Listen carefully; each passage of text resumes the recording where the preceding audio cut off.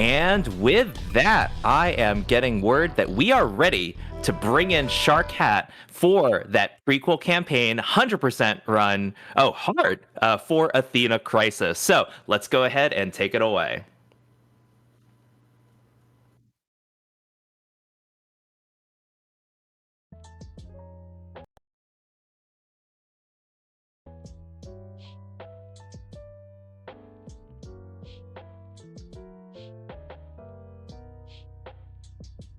Hello, I'm Nervy Destroyer, and I'm going to be running comms for this game. Super excited to see it. I hear that this was, Hi was a everybody, speedrun I'm challenge of Sharkhat sorts, 87, right? and yeah, we're going to be playing some Athena Crisis. This game was recently featured as one of the games in speedrun.com's speedrun challenges, so I'm going to be showing off basically the route we were doing for that, and I'm also joined by Nervy on commentary here. Yeah, we are good.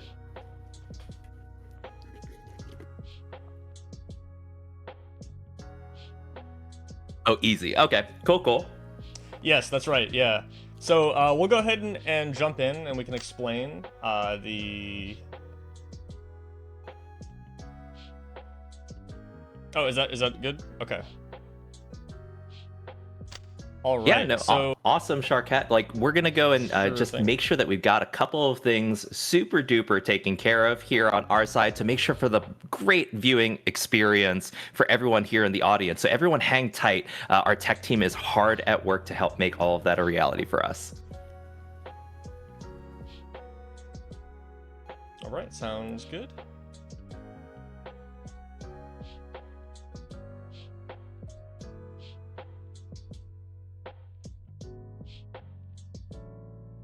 All right. Yeah, no worries. Well, so yeah, just to recap, I'm Sharkhat87. We're going to be running Athena Crisis. This game was featured as for a speedrun challenge on speedrun.com, and so we're going to be showing it off. It's a pretty cool game, and I'm joined Hi, by I'm Nervy Destroyer, Nervy and I'm going to be running commentary. comms for this. Always like to see speedrun like challenge games and how far they usually come once you get a bunch of runners sort of all racking their heads at it.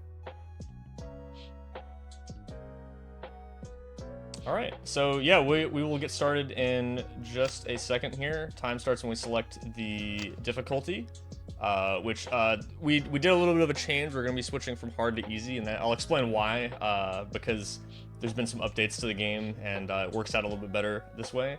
But time's going to start when we select difficulty, so that'll be in 3, Go. 2, 1, go. All right. So right off the bat, first thing is if we hold down spacebar, we can actually automatically buffer through all this dialogue, which you would normally have to mash through. And then I'm just going to be skipping my turn. Basically, in this game, if you capture all of the enemy bases, or if you kill all the enemies, you win. That's how you beat the level. So this tutorial level is super simple. We can ignore pretty much everything going on, and we just try to capture this base here. And that's basically it. That's literally all of level 1. And we're going to do a quick reload there to skip the ending animations. So this game, I might have mentioned, you do need an internet connection to play it. It gets updated live, which is cool.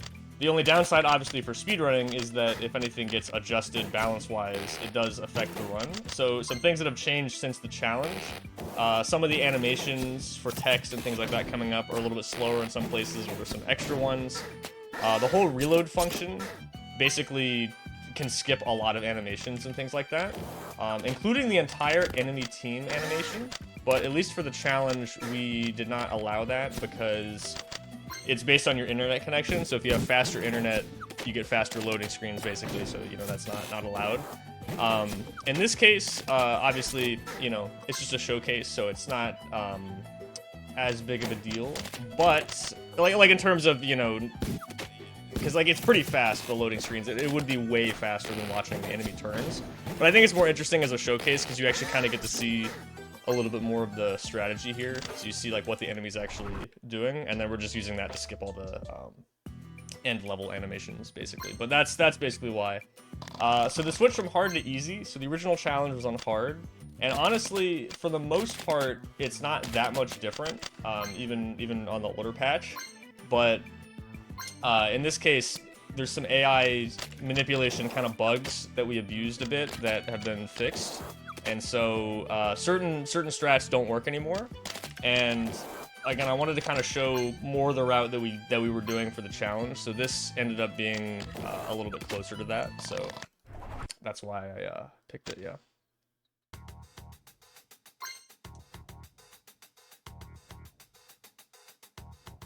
Oh, sure, yeah. Wait, so just end the Discord thing.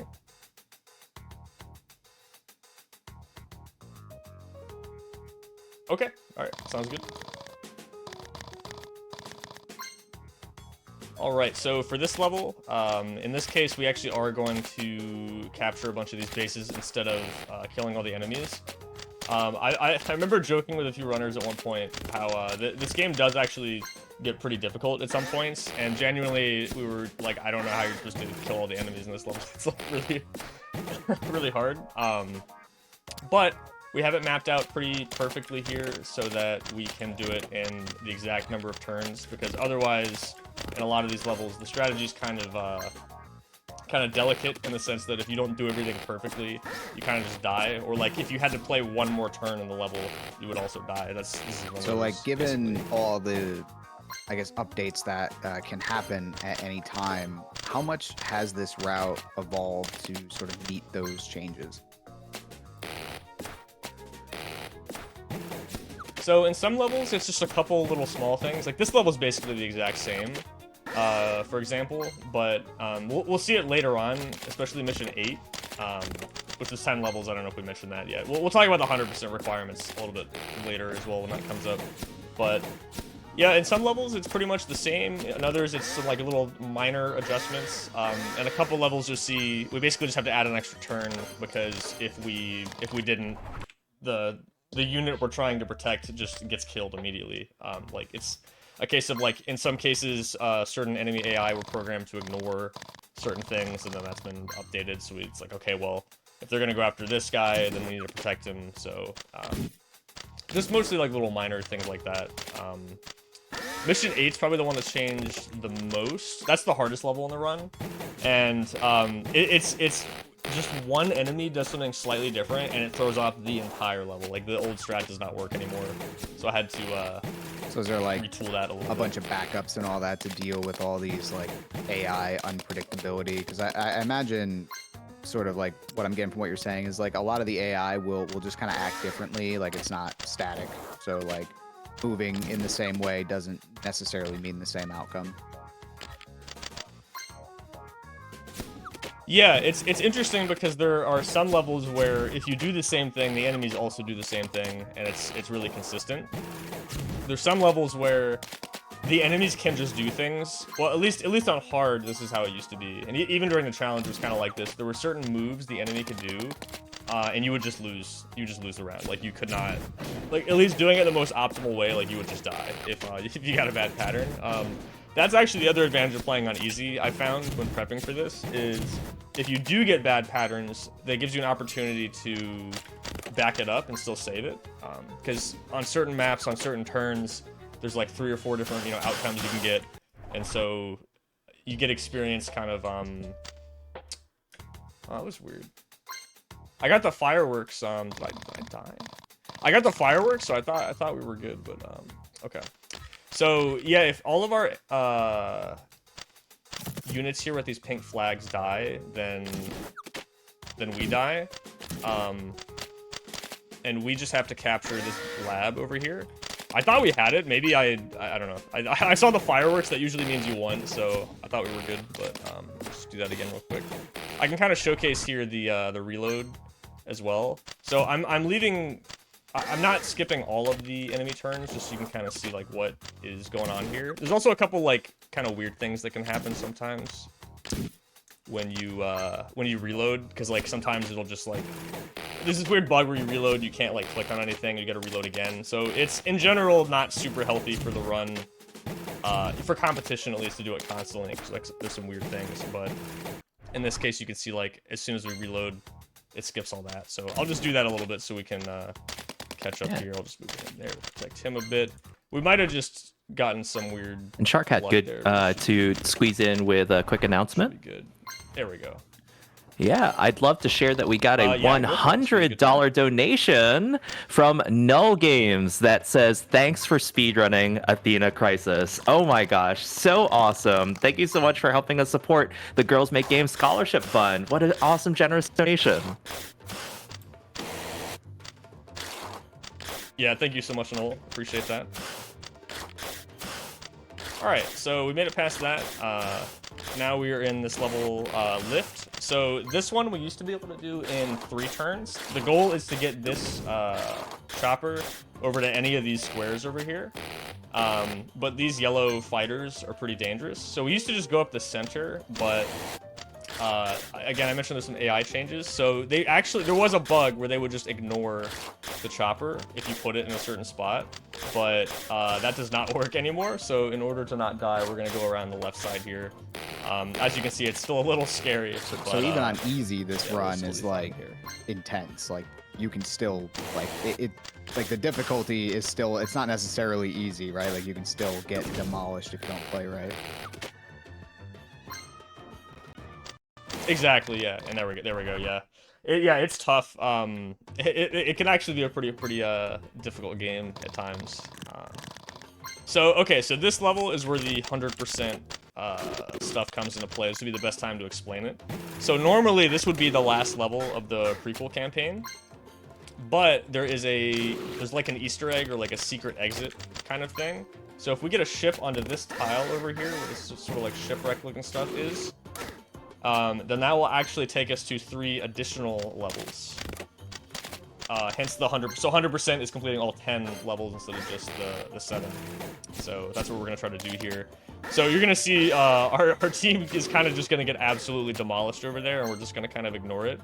It takes 2 turns to do it, but I'm trying to capture this airbase here. And once it turns pink, that means that we can actually build stuff out of it. I think this is the first time we've actually seen this in the run. But yeah, these things let you build certain vehicles, so we're just gonna build a plane that can move pretty far. We basically just have to get one of our characters onto that tile, and then we beat the level.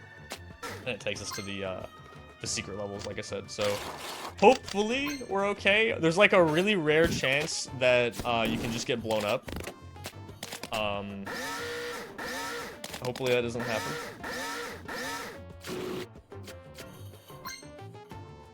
So we will see.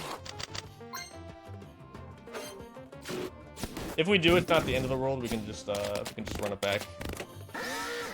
But okay, it's looking pretty good. Are they not able to hit your plane in certain ways, or is that certain enemies? Yeah, so that'll actually come up in a couple levels from now. It'll be pretty important. Yeah, so certain types of units can't actually attack others. So there's some advantages and disadvantages. Like, a lot of these ground units can't hit the plane, and vice versa. Or, you know, same thing with, like, certain water vehicles and things like that. Okay, there we go. So I'm going to equip a skill here called Aggressive Stance. Basically, this increases our attack by 15%, which is a pretty big amount, but it also lowers our defense a little bit. So it's a little scary, but it does make the strats in the last few levels here possible. So this one is where things get a little bit more complicated. There's basically 3 sections of the map that have enemies, and there's actually 2 enemy teams here. So we have to deal with both of them. They're working together, but we have to deal with both of them at the same time. So we're just kind of setting this up here. The first turn is always the same, so that's pretty consistent. This is where things start to change a little bit. So, okay, that's really good. We want that guy to be there. If he's not there, it's a little bit annoying. But this is mapped out pretty efficiently at the start, where, again, like I said, the strats are kind of, the best way I can describe it is it's kind of like a delicate balance of, if anything goes wrong, the whole strat kind of falls apart. Like, this guy holding this position here is good, so that other vehicles can't come up. It's a bunch of, like, small stuff like that, but yeah, this is the level that we're hoping we can not die in. I feel like that's a good strategy across all levels, not dying. It's good. But yeah, I will say, yes, exactly. Yeah, and I will say, it was very interesting learning this run because if any of you have seen me do runs of other things before, you might know me more for stuff like Dead Space, like a lot of like horror stuff. So kind of like a strategy game like this is not something I normally do, but it's been a lot of fun actually. It was kind of cool to learn something else and you know, learn it alongside a bunch of other people. I haven't participated in a ton of the speedrun challenges, but it's pretty cool just sitting down and having a bunch of people route out a game for like a week or two and seeing. Yeah, that was always my favorite part of the challenges. Because there's not really a lot of like. Yeah, I think the routing is the most fun part. Okay, I'm just making sure. Kind of using. There we go. Okay. Use that guy as bait there. We're gonna move him up. I'm just building some more things, moving things around. So we're done with the bottom left here, and if you see these things colored orange here, not these little houses, but the other ones. The reason I'm putting my units on top of them is because while they still control them, while they're still that color, the enemy can produce new enemies every single turn off of those. So you get like overwhelmed really fast if you don't take care of them. So that's basically what. That I don't have to capture it, but I can just leave it there and no more enemies can spawn. So bottom left, we're done. We just got to clear out the enemies in the middle here and then the very top. So I'm getting this all set up to attack them at the same time. And then we're gonna do this. Should be like one more. There you are. Okay. He can be in a different spot sometimes, so that'll work. Just mash through this, and then we should be able to win either this turn or the next one. I'm actually gonna bring in a different guy here. It's a bit more damage.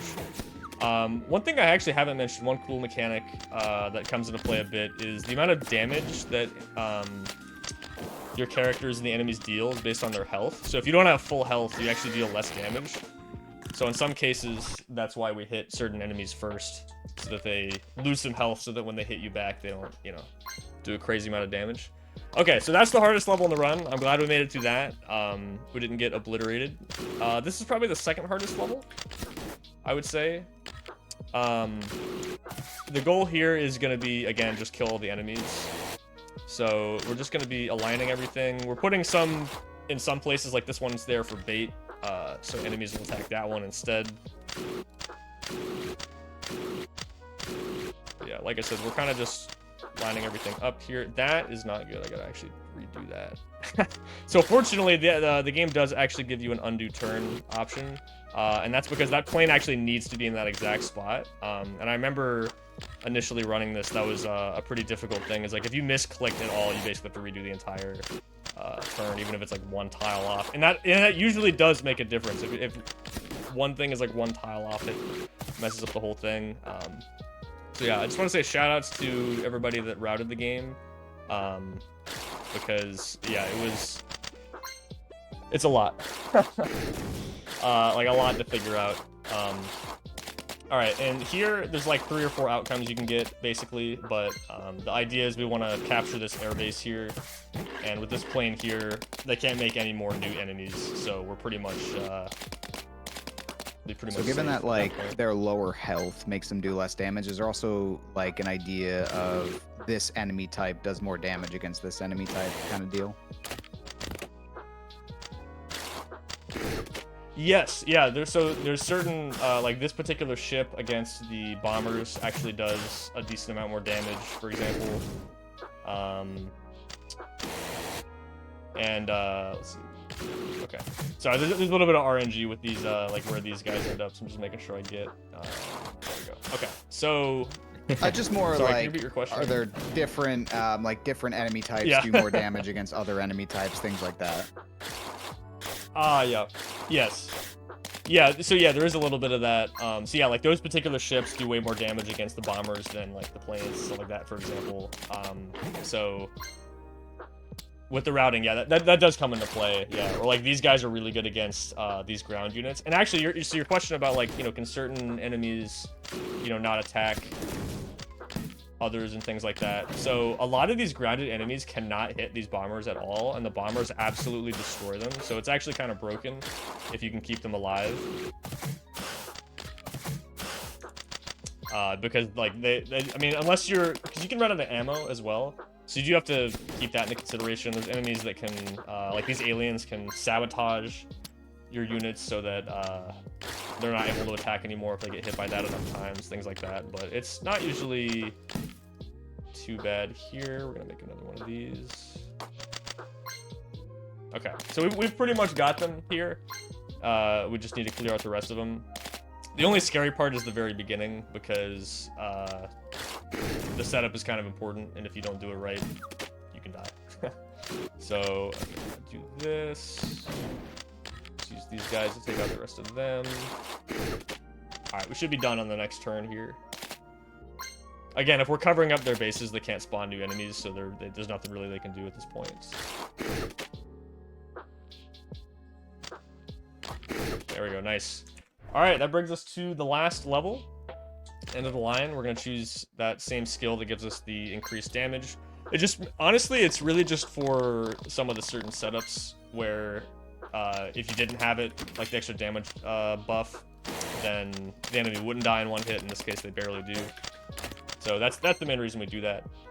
So there's two objectives you can do in this level. You can either get this cart all the way to this tile, which requires you using this guy with the flag to repair the tracks, or you can just kill the enemies, you know, like normal. So we're actually going to kind of set up both, and the reason for that is sometimes, depending on the, because like this is kind of a weird pattern, you don't always get the same pattern every time, so there are some that are better than others, basically, and it's a more consistent way to make sure that you don't go through the whole level and die, which is what we're trying to avoid, obviously, here. So time is going to come up once this thing does reach that tile there, or the enemies die, so I'll call it either way. But hopefully not more than a few more turns here. Move him there, one more turn, and he can do that.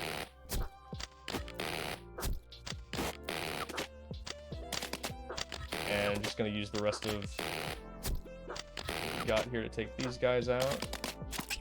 Cool. Yeah, we definitely want to take out the aliens as soon as possible, because it's kind of hard to see some of these flashing things on the that particular chopper there, is because the aliens have that sabotage move, like I said, so they basically make it impossible for the choppers to continue attacking at a certain point. And I do still have to attack these guys, because if they are in the way of the tracks, then the thing can't go. Yeah, it looks like it'll be a bit faster just to do this in this case. It kind of just depends on what pattern you get, like I said, but these guys aren't going to move. And that's time. Nice stuff. All right, so that is the prequel campaign. There are other campaigns in the game, so if you want to check it out, it's pretty cool. There's a bunch of like community-made campaigns as well. You can make your own levels, that kind of thing. But yeah, so just shout out to the Athena Crisis devs and everybody that ran the game for the challenge. It's a pretty cool game, and yeah, thanks, absolutely. Thanks for having me. Sharkhat, if folks want to be able to check you out and your horror game playing, where can they find you? You can find me here on Twitch at Sharkhat87. Yeah, like I said, run a bunch of horror games. I've been running a lot of Outlast again recently as well. But yeah, that's pretty much what I'm up to. Awesome. And Nervy, any shout outs that you'd like to share? No, this was just it was a very cool run. I always love seeing the result of these speedrun challenges. They always wind up, you get some of the greatest minds in speedrunning, you know, tinkering at a game, and you just wind up with some really cool stuff. And that seemed like a very fun, neat run. I rather enjoyed that. Well done, Sharkhat. Yes. Yeah, and thanks for joining. Yeah. It's like a nice, short and sweet sort of. Totally. Well, excellent. Once again, well done, Sharkhat, on that run. GG's all around. Some love coming in from the chat for you. Praise the Sharkhat, indeed. Excellent. Well, that was Athena Crisis. We'll be continuing on with more Complete-a-thon coming up in just a little bit. So hang tight, everybody.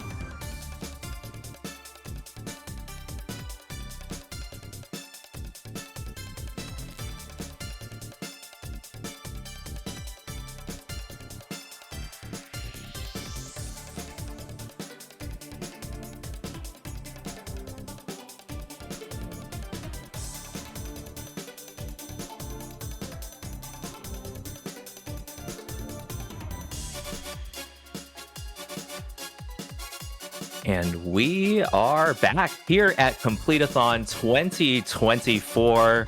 If you're just tuning in, my name is JD Puppy, and I'm going to be your host for the next run here, where a lovely couple will be showing off a race of Geopanic Save All GMOs, a race between Broken Hyperlink and Viper UK. And we'll see which between Linky and Viper, who's going to come out on top during today's race. Following that, we've got Pokemon Fire Red and Leaf Green Plus, which will be run by Iron, showing off the Diploma category, and we have 2 active incentives going on. So if you're curious about these incentives, you want to go ahead and pop in !donate in chat or QR scan that code. And when you make a donation, make sure that you apply it to a particular incentive inside the Tiltify. If you want to recommend a name for Squirtle, for example, you want to go ahead and put it towards that incentive, and inside the donation comments, go ahead and put in what you want Squirtle's name to be, 10-character maximum. I want to see what silly names everyone can come up with.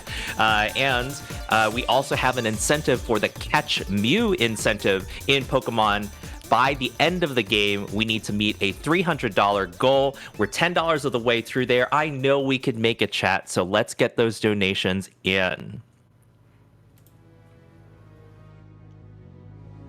So, as you're going in, I want to remind everyone that we are raising money for Girls Make Games, which was founded in 2014 in order to provide girls with the space and resources to explore the world of gaming and help them pursue careers in game development.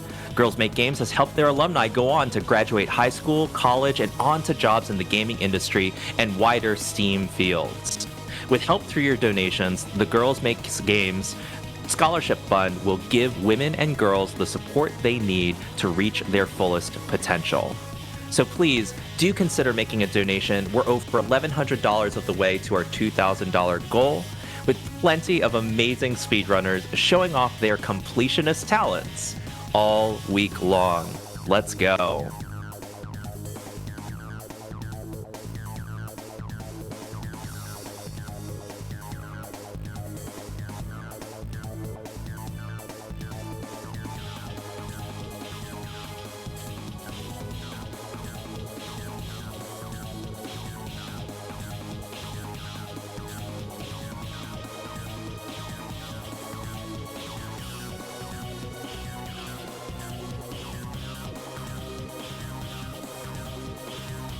And if you've been enjoying the Completeathon speedrunning throughout the week and are excited for more, and you want to get involved in the next one, be on the lookout for news about No Holidays Allowed. This event is open to all kinds of speedruns and showcases that the runners have to offer. Not just glitchless runs, indeed. We're looking forward to showing off some amazing speedruns to watch as you bundle up by the campfire this winter.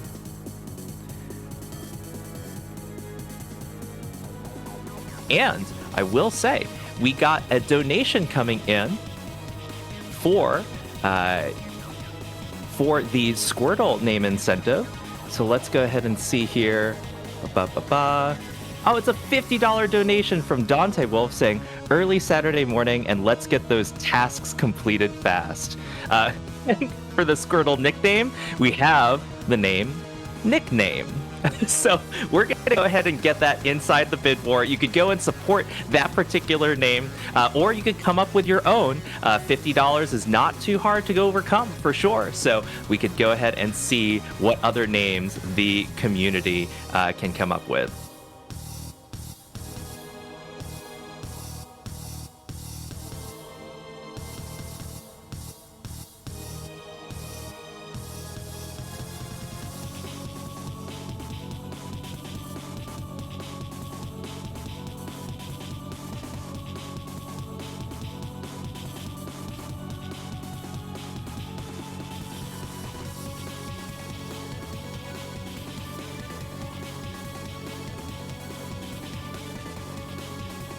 And speaking of volunteering, if you do like to help out with future events, Complete-a-thon and No Glitches Allowed always host volunteer applications before our events. They typically run alongside the submissions and are announced on our Discord and Twitter. So keep an eye out on those if you're interested in running production, tweeting the tweets, or maybe even hosting live on mic like I am right now.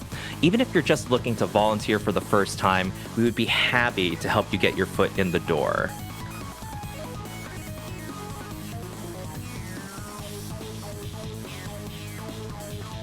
If you are curious on where to follow us, definitely, of course, follow us here at twitch.tv/NoGlitchesAllowed and at NoGlitches on Twitter. And consider joining our Discord for these kinds of announcements so you won't miss when our next events take place.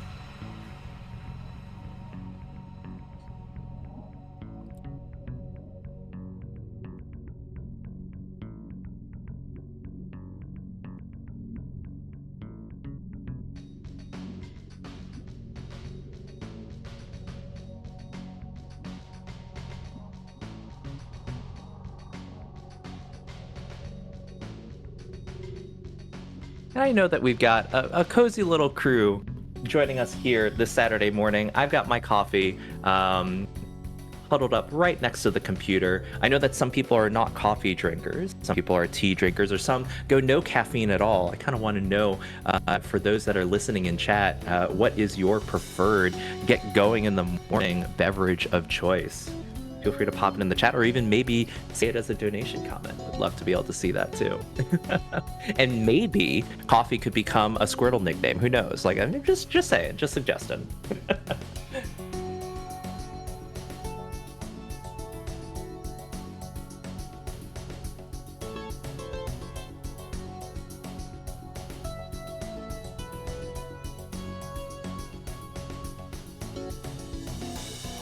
Oh, and actually, I haven't mentioned this yet, although I've been talking about Complete-a-thon for a good amount of the morning already. In case you're curious, Complete-a-thon is a charity event dedicated to, you guessed it, completionist speedruns. This includes 100% runs, all collectibles runs, or even categories where you collect all of a specific collectible, such as all red berries or all shrines, just to name a few. If you're interested in getting involved or finding out more, make sure to join our Discord and follow us on Twitter to be able to get updates about future events as well.